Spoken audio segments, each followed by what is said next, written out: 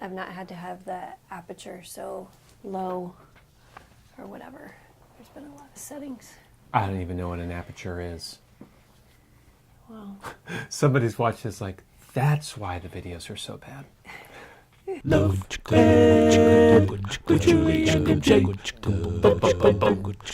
What if you spent your entire dating life looking for something you were never meant to find? And what if the secret to finding what you were looking for was found in remembering an eternal truth?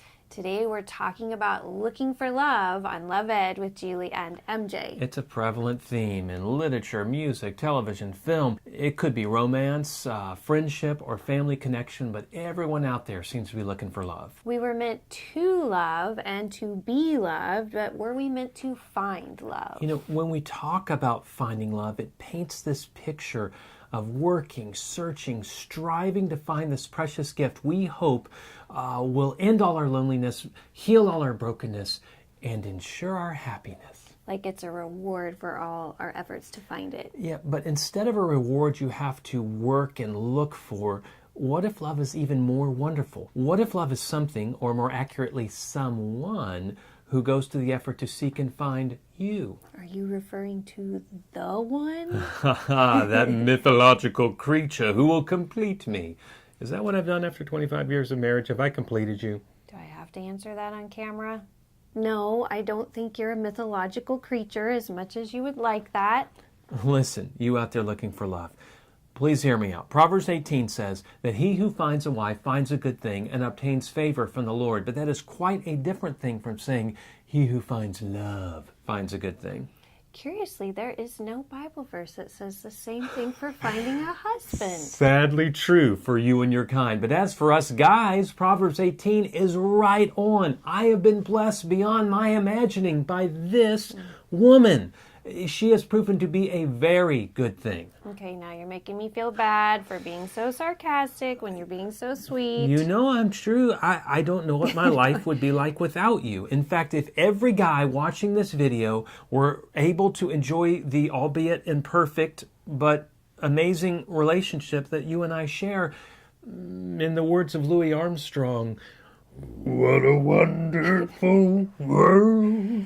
And I can return the compliment by saying the same thing for the women out there, but we're getting kind of sappy here. Okay, that said, when Julie and I first started dating seriously, I can tell you beyond the shadow of a doubt that I did not find love, because by that time I already knew that I knew that I knew I already was loved deeply, intimately, and entirely by my God. You were very secure in God's love for you. Well, and am I not correct that though you maybe didn't think of it this way at the time, that it was the confidence that I derived from God's concern and care for me that actually attracted you to me in spite of my average looks and maybe less than average car? Maybe it wasn't just less than average, it was barely running.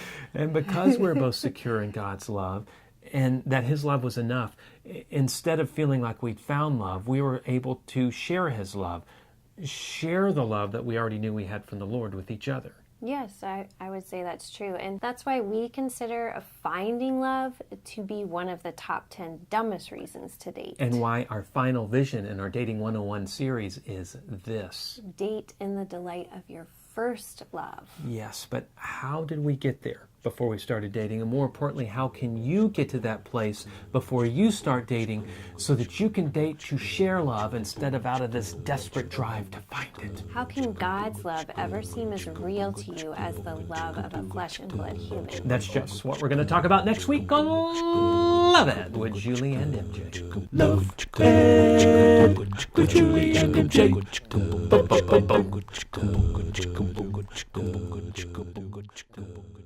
And let's share a story about Mike's below average car.